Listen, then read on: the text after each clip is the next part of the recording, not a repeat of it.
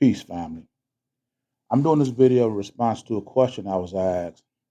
I was watching this post, and they were talking about California was going to be the first state in the country to give Black people reparations. And I said that, um, we need Black leaders or Black organization to help navigate our people. And I guess the guy whoever posted it asked me, he said, serious question. Do you really think you need Black leaders to tell us what to do with the money that we get? And the answer to that is yes. When you look at the enslavement of our people and the great wound that it caused us,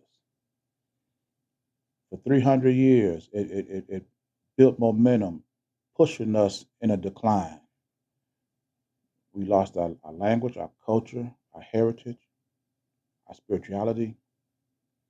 We couldn't work together as a people. We didn't trust each other. This is our opportunity to right this wrong, to heal this wound. This is why we got to get it right. I've made over 300 videos on this subject, and I consider myself somewhat of an expert. In order for us to realistically combat this problem, we have to be on equal terms. We got to be able to create our own independent businesses, industries, and institutions to determine and promote our own way of life. Just imagine if we did that, this will create the momentum that will escalate our people. Because racism, this is the enslavement of Black people. They do not just target just the descendants of slaves. Their grip or their grasp is on all people of color. They don't ask for your lineage. They don't ask for your heritage. They don't ask for your paper stock.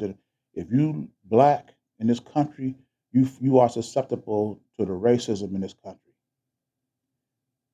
So if they was to give Black people reparations in the form of, let's say they did give you $5 million, without being organized, without being marginalized and guided by an organization or a Black leader that really truly understands the damage that slavery did to our people and the process that we have to take to heal this damage or to correct this damage,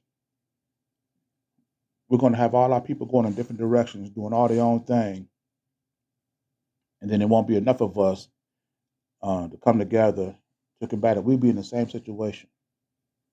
And then once you blow this opportunity, not only is it gone, but then it sets precedents. California will set precedents that other states would use, and they'll do the same thing, continually giving Black people money. They all go in different directions.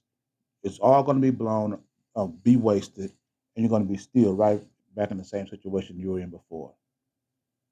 I think it was Edgar Hoover who said the one thing this country cannot afford is to have organized Black people. We have got to be what your oppressor fear the most.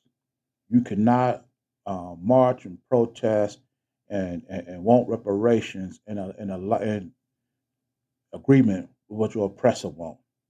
They want to give you the money, not organized, not focused, so that when you blow it, that's their hands will be clean.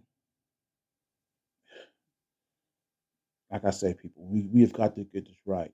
We've got to come together, not only just come together, we've got to come together under the founding principles and mandates, which I call our MVP, our mandated values and principles, our own constitution, and let this guide us through these steps. And I was talking to another subscriber of mine. They was like, when you say mandatory, do you mean we have to do? Yes, we have to do this. We have to have a fundamental belief and value structure that's going to guide us through every aspect. We got to create our own economics. We got to create our own political, our own judicial, our own industrial means to sustain our way of life, just as our oppressor created economic, political, industrial, and judicial means to oppose us. We cannot keep fighting um, this this battle with love and cotton candy. You got to fight fire with fire. You cannot have freedom without independence.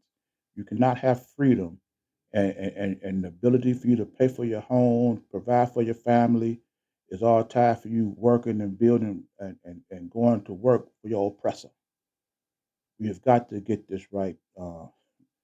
So I'm not going to try to make this video too long, but we've got to get this right. And the current leadership that we have right now, I don't believe fully understand um, what they're up against. Their tactics and procedures have not changed over the years. And you see generation after generation up under this white leadership, their determination to keep blacks oppressed, to keep blacks under their control has not changed. So there is no white savior.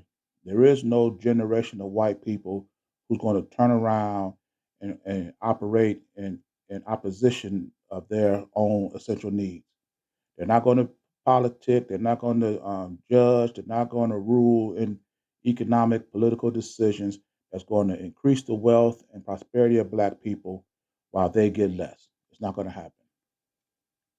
We get this reparations. We have to set precedents in California so we can use this as a benchmark in every other state so that we can unify our people and live the lives that God intended us to live in the first place. So I'm going to end this video here. And if you like this video, if you like this content, and if you like this pressure that I put on our oppressor, put a little pressure on that follow and subscribe button and catch me in my next video. Ashe.